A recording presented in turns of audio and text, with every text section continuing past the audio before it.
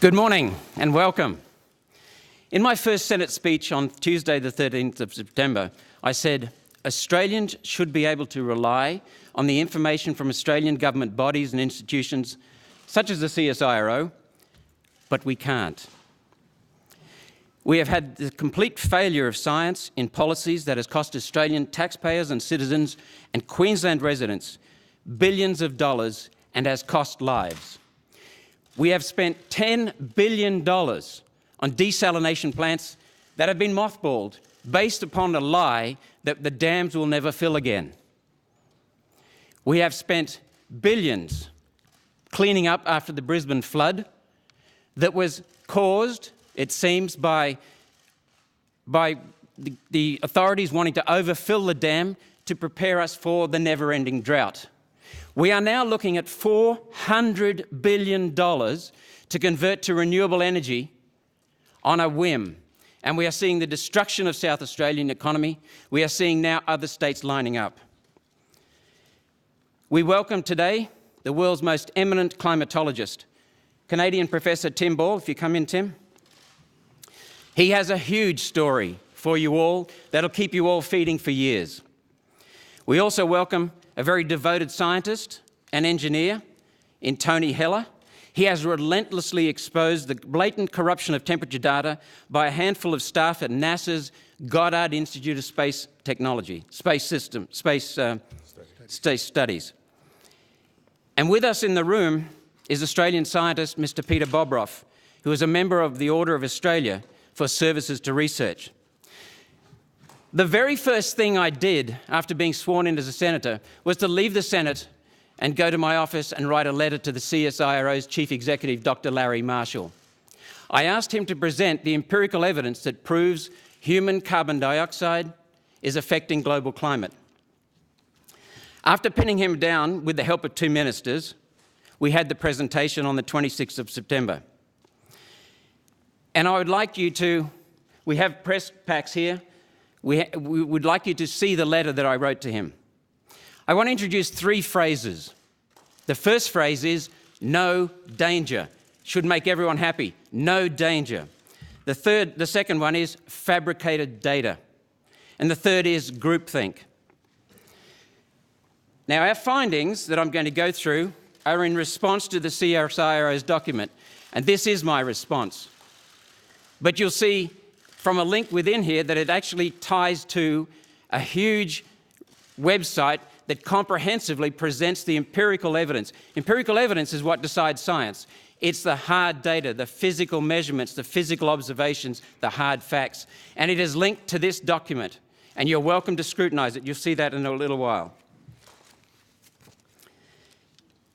Amazingly, I asked the CSIRO's chief climate scientist what in the last 2,000 years, what in the climate record for the last 2,000 years points to imminent danger. They refused to state anything. There is no danger. The empirical evidence shows there is no danger in the climate record. The second thing that we learned was that the CSIRO has no empirical evidence that proves carbon dioxide from our activity affects climate. None. The third is that some of the CSIRO's claims actually contradict empirical evidence. They are unscientific. The onus of proof is on the CSIRO. Minister Hunt, former Minister for Energy and Climate Change, has stated that he relies upon the CSIRO's advice, the Bureau of Meteorology's advice, and advice from the Intergovernmental Panel on Climate Change, the UN's climate body. Not one of those bodies has any empirical evidence that we are affecting climate. We also learned that the CSIRO has done no due diligence on the data on which it bases its claims. Now that is astounding. We are paying tens of millions of dollars to the CSIRO and they have not done their due diligence. Instead, they rely on corrupted data from the Bureau of Meteorology, corrupted data from NASA's Goddard Institute of Space Studies, where a handful of people dictate what's going on, and the CSIRO relies upon the UN IPCC's corrupted data. And yet this CSIRO's advice is the result, or is the basis for the climate policies of each of our major parties. I want to look at the fabricated data before handing over to Tony. There are places in the Bureau of Meteorology's record where there's no data being taken, no data measurements, and yet they're given measurements. There are places such as Rutherglen in the Bureau of Meteorology's record that the real data shows a cooling trend, and it's been manipulated into a warming trend. So we can, in fact, say that global warming in a computer is man-made, but it's not at Hazelwood Power Station. The Australian temperatures are corrupted. We saw in the records of the Bureau of Meteorology in the 1880s to 1890s, temperatures that were warmer than today, warmer than. And then we've seen a cyclical increase, decrease, increase, decrease, warming, cooling. So what happened after the 1880s and 1890s was it dropped to around the lowest point in the Bureau's records, to 1910. And the Bureau and the CSIRO, when they present us with the temperature data, they omit everything before 1910. So we start from a very low point. Then the temperature increases to the 1930s and 40s. And then it decreases for 40 years. The longest temperature trend in the last 120 years is 40 years of cooling while we were pumping out carbon dioxide around the planet. Carbon dioxide did not cause that cooling. And then it increased slightly. And then we've had 20 years of no temperature rise, despite China and India putting out massive amounts of carbon dioxide. And what's happened is the Bureau has reduced the 1930s temperatures, increased the temperatures during the cooling period, and increased the temperatures later. So instead of seeing this, we see this. I'll now introduce Tony Heller, who will be talking more about the corruption of temperature records. Great. Thank you, Senator Roberts, and thanks for inviting me. This is my first visit to Australia. I'm having a wonderful time here. It's a great country. I've met wonderful people, beautiful, love the wildlife here. And what Senator Roberts was saying was absolutely correct about the Bureau of Meteorology temperature record. I've looked at it in some detail. And there's fairly good records going back to, say, about the 1850s, 1860s. And what we see is that 1910 was the coolest period in the Australian temperature record. And that's where Bureau of Meteorology starts their graphs. Of course, if you start at the coldest temperature, you're going to see an increase moving forwards to the present. You know, had they created a graph, their graph started in, say, 1878 or around there, we would see little or no warming across the Australian temperature record. But what really got me interested in the work that Senator Roberts was doing was the Q&A show with Professor Brian Cox from the BBC presenter. And I saw that, and what Brian Cox did was he held up a graph of NASA temperatures showing temperatures warming, and he sort of implied that this is very bad, and if you don't believe this, you probably don't believe that NASA ever landed a man on the moon either. And that's something I've studied quite a bit, and I was sort of stunned by this because I realized that Professor Cox had probably actually not done any research on this subject at all, or very little, if some, because the actual people who went to the moon, the Apollo astronauts and people associated with it, have been very critical of the NASA climate and temperature programs.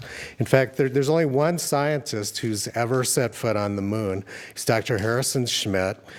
He's a Harvard PhD. He was a U.S. senator. He was my senator in New Mexico. And he's been a very outspoken critic of NASA's climate activities. And similarly, there was a group of 49 of NASA's top people from the Apollo program, scientists, engineers, administrators, and astronauts, sent a letter to the NASA administrator several years ago criticizing them for their climate work, saying that they were embarrassing the agency, the work they were doing was substandard, and that they were damaging the good reputation which the Apollo people had created for the agency. So Professor Cox's appeal to authority was very poorly taken. He didn't know, obviously didn't know who the people were who were behind it. And the people who were making these graphs had nothing to do with the Apollo program, and the people in the Apollo program have been very critical of their work. So that's now focusing in on specifically, you probably remember the picture Brian Cox held up, this graph, said, "I brought the graph." he clearly did not know the history of that graph, which is something which I've studied in great detail. If we go back to 1974, graphs look very different. The National Center for Atmospheric and Research in Boulder, Colorado, where I live now, published a graph in 1974. They published a graph showing that there was no global warming from 1870 to 1970. They showed that there was a lot of warming prior to 1940, and then a very strong cooling trend from 1940 to 1970, and all of the previous warming had been lost. In 1975, the U.S. National Academy of Sciences published a very similar graph to that. A lot of warming prior to 1940 and a lot of cooling from 1940 to 1970. And we no longer see that in the NASA temperature graphs. We don't see this 1940 to 1970 cooling anymore. And as late as 1999, NASA still had, they showed no warming from 1870 to 1970. But after the year 2000, NASA started changing their graphs, which is the point that Senator Roberts was originally making with Professor Cox, was that the temperature data has been altered. And you can see it right on the NASA website, and I'll be showing this later in the week. Right on the NASA website, you can look and see in the year 2000, they showed about 0.5 C total warming. In the year 2012, they pushed it up to about 0.9 C warming. Now they show about almost 1.5 C warming over lands. And the remarkable thing about this is that this has all occurred since the year 2000. But if we look at actual satellite data, which is much more accurate, much more comprehensive, we see that satellites show that there's been no warming during that period. So NASA has actually tripled the amount of global warming since the year 2000 at a time when satellites show no warming. And this is very troubling because NASA is the U.S. space agency, so why are they ignoring their own satellite data? And I've looked in a great deal of detail at the U.S. temperature record, which is produced by mostly by the National Oceanographic and Atmospheric Administration, NOAA. They published two data sets. One is called the raw data set, which is the actual data which comes off the thermometers they measured, and another one which is the final data set, which is what they release to the public generally in their graphs.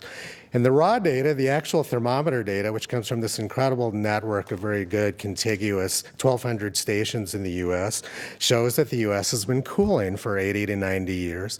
But the graphs they release to the public show a warming trend, and it's all because they've altered the data. It's all right there on the NOAA website. It's available for anyone to see. But what they don't do is they don't publish graphs of the raw data, and they don't publish disclaimers saying that they have altered the data. So they show these graphs of the U.S. warming tremendous amount, but they don't say with them that this is only due to the fact that they've altered the data. And I would say that this is not how science is done. So what we see is we see this tremendous manipulation of data of a degree centigrade or possibly even more. And at the same time, NASA comes out and they make statements like, this was the hottest year ever by 0.3 degrees centigrade. But they've altered the data by 1 degree centigrade. So it's pretty meaningless, the kind of things they're saying. And my final comment, I would say, is I've worked on many very mission-critical projects, life and death projects, where everything has to be absolutely right. And I would say after looking at the NASA data, the way they've worked with the data over the last 10 years, had they been in charge of the Apollo moon mission, that rocket never would have gotten off the ground. Thank you very much, and I agree. My first visit to Australia, and it's a great honor to be here and to help Malcolm Roberts in exposing what I consider the greatest deception in history. And I don't think that's hyperbole. There have been deceptions, but none on the scale that this has occurred, where it's affected every country, every citizen, and policies are being driven that are detrimental to progress and advance and longer life. So it's a very important issue for me. I've been studying climate for 42 years. When I got into the business, global cooling was the consensus. And I was as opposed to that as I am to the warming, because I knew, looking at the long-term record of climate, that it fluctuates and varies all the time. It's always changing, always has and always will. And I also realized that what was going on was well within natural variability. But of course, the story that was out there was this is unnatural, therefore it must be something that humans are causing. And what happened in the cooling trend was they said, oh, the temperature's going down, oh, and simple linear trend, it'll keep on cooling. But then, of course, it did because it was natural, started to go up again in the 80s, and then the trend was upwards, and everybody got on what I call the trend wagon.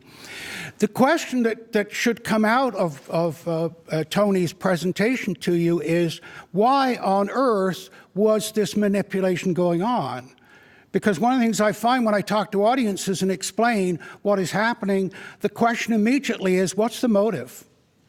What is the purpose of this adjustment of the data? And I can tell you how it came about. The whole global warming and climate thing is a subset of the environmental trend that we're in. An environment is very necessary, very good shift, paradigm shift. But certain people grabbed it and saw the political and financial opportunities in it. A group called the Club of Rome, which was formed in Rome in 1968, took the Malthus idea that the world population would outgrow the food supply, and they applied that to all resources. They said the world population would outgrow all of the resources. And they produced a study with simple computer trends called limits to growth.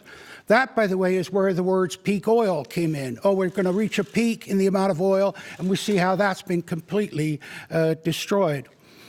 On the climate side of it, they wanted something that was affecting the whole globe, because they knew that they could not get every nation on Earth to agree on something.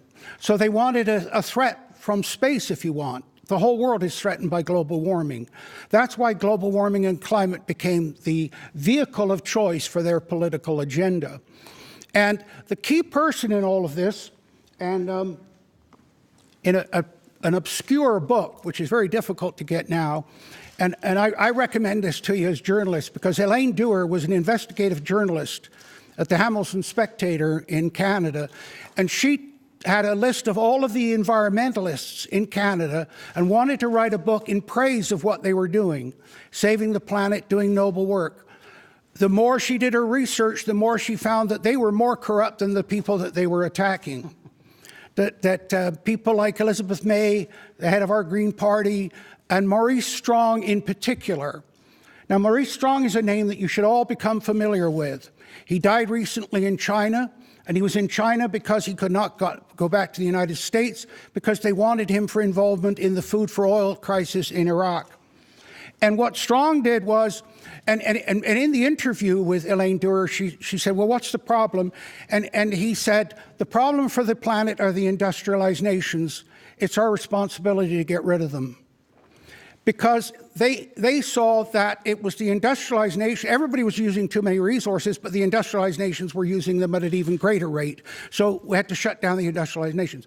I want you to think about how you would do that. Because one of the things that I found that's amazing about looking at these people is not only do they have an idea, but they have ways of implementing it. Maurice Strong is one of those people.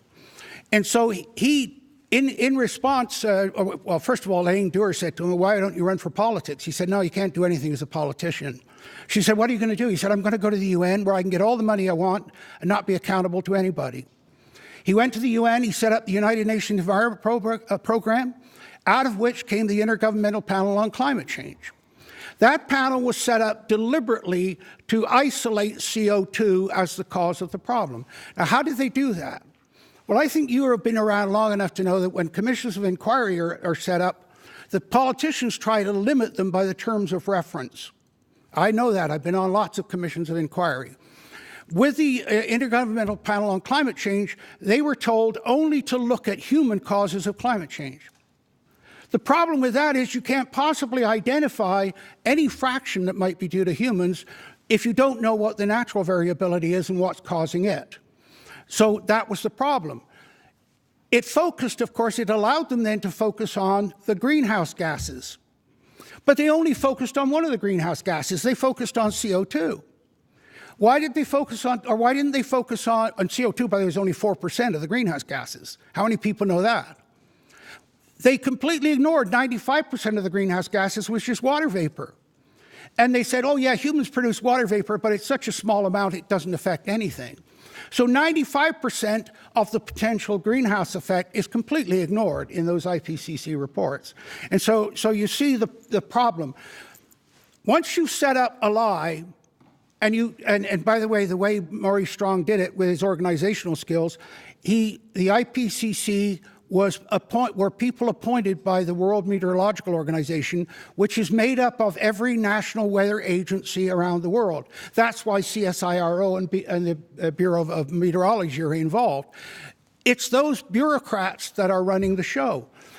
Strong knew that. He knew that they'd go back and tell their politicians, hey, we got to deal with this global warming issue. It's the end of the world. That's how the whole thing has come about. We're now at the point, of course, where it's falling apart. Tim's nearly finished. There will be questions. So, of course, they try to introduce the Kyoto Protocol to punish the developed nations for their use of fossil fuels, take the money for there to the developing nations that were suffering a great transfer of wealth. That was exposed when what the scientists were doing was the corrupt science was exposed through the leaked emails from the University of East Anglia. They then replaced the Kyoto Protocol at the Durban conference with a Green Climate Fund. That was approved recently at Paris and was ratified in the last couple of days, signed into law. That's where we're at now, where we've got global policy based upon completely false, deliberately created science. Because once you start a lie, you either come out and say, I told a lie, or you start admitting the truth. And for bureaucrats, that's a very difficult thing to do. Thank you. We'll accept questions. In that case, why are glaciers retreating or melting? I didn't hear it. Why are glaciers retreating? They're not retreating, not all of them. We only monitor about 10% of the world's glaciers, and 50% are advancing and 50% are retreating. The problem by using glaciers is they are more about precipitation than they are about temperature.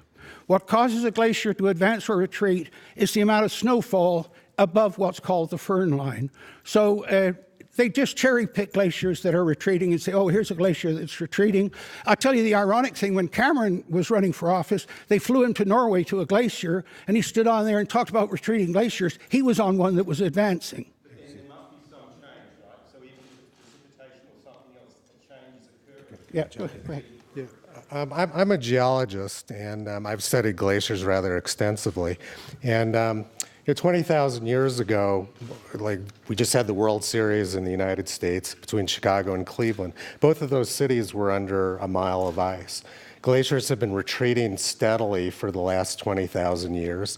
We can look back when the largest glacier in Alaska, the Muir Glacier, when it was first discovered in the 18th century, extended all the way out to the sea. By the time John Muir, who it's named after, who was the founder of the Sierra Club, saw it in the middle of the 19th century, it had retreated 30 miles.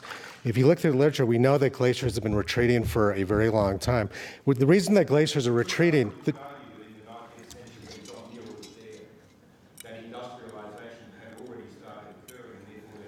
Well, if you look at graphs of sea level rise has been rising steadily for 20,000 years. The first people who came to North America walked across the Bering Strait because there was so much water locked up in ice at that time. Sea level had dropped, 400 feet below what it is now, and they were able to walk across. So we can see from sea level that the glaciers have been melting steadily. And that's what happens because we're in an interglacial period right now. Glaciers will continue to melt until we start back into another ice age.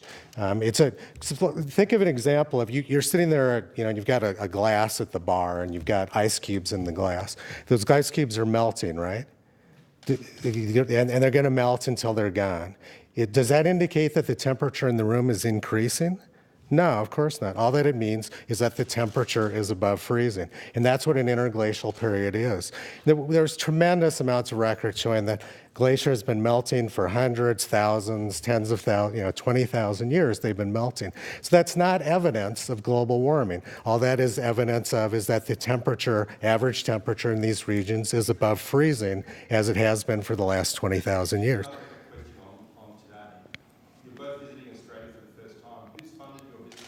I have self-funded this, actually. I wanted to come to Australia anyway. I write a blog. A number of people gave small donations to help out, but I'm paying for the trip myself. And I personally paid for Tim Ball to come down. And just quickly, Mr. Heller, why have you all done this names, Stephen Goddard? And when you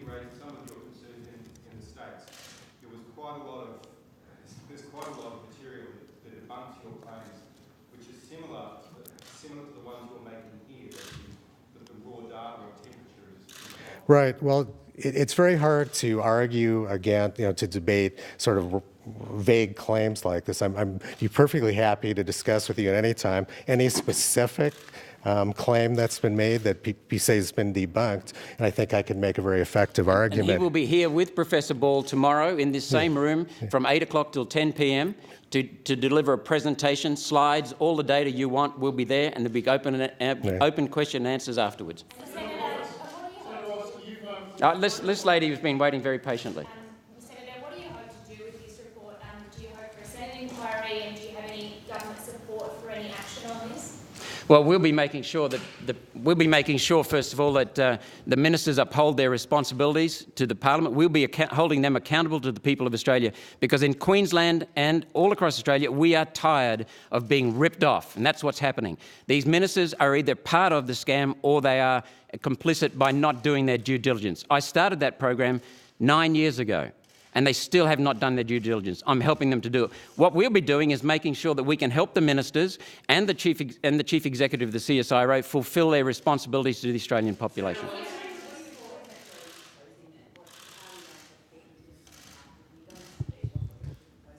Well, what I've been doing for the last 8 years, asking for the empirical evidence, and then we'll be taking it a bit further than that. Sure, you.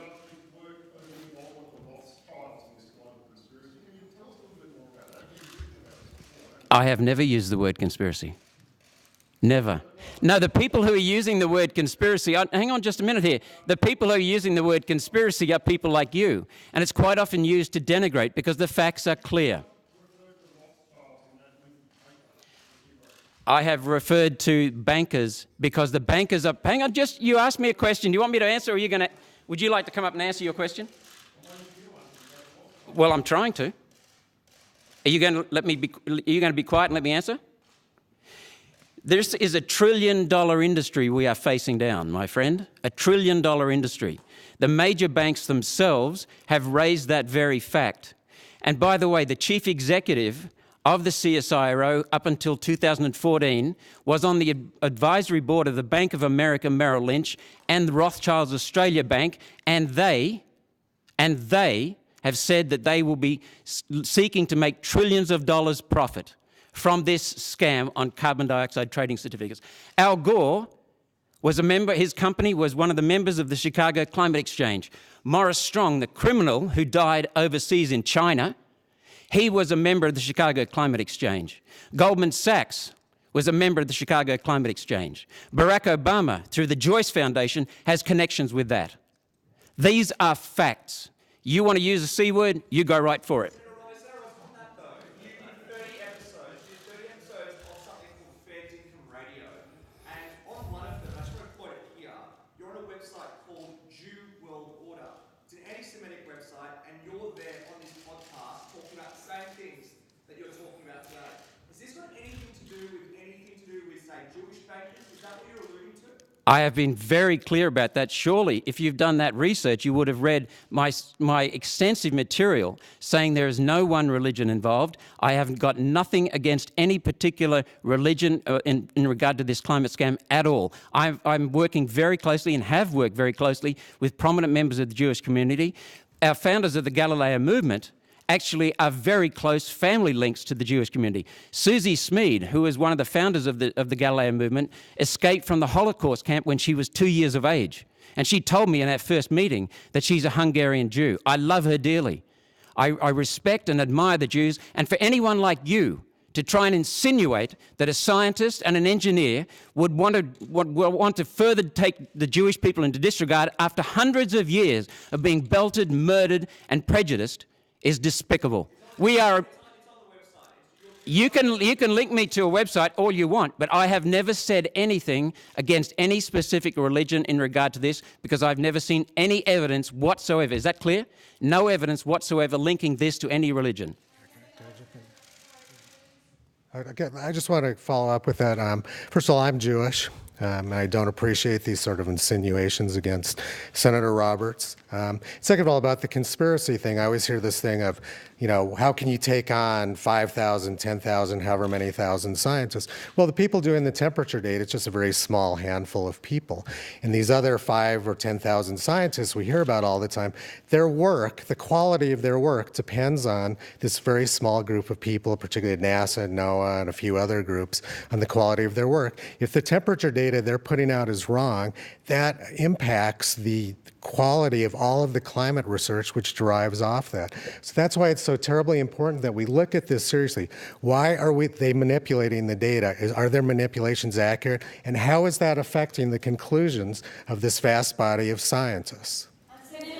Hang on, someone over here was off.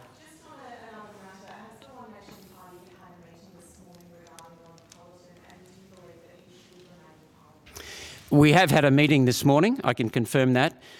We personally support Rod, and we always have through this. He's going through a very difficult time emotionally and mentally. It's a very difficult time. We recognise that and are personally supporting him. It would not be appropriate for me to comment on the specifics of the situation right now. It's part of the High Court process, or will be, and Pauline Hanson, our party's leader, will be making a statement in the Senate this morning.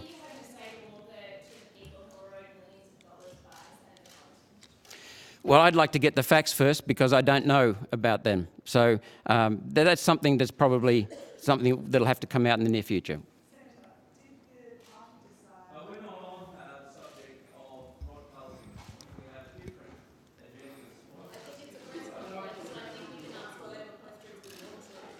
agendas. Well, you can ask any questions you want to, but we are here talking about one of the world's biggest ever scams that is costing, hang on just a minute, that is costing Queenslanders and Australians billions of dollars. Billions of dollars.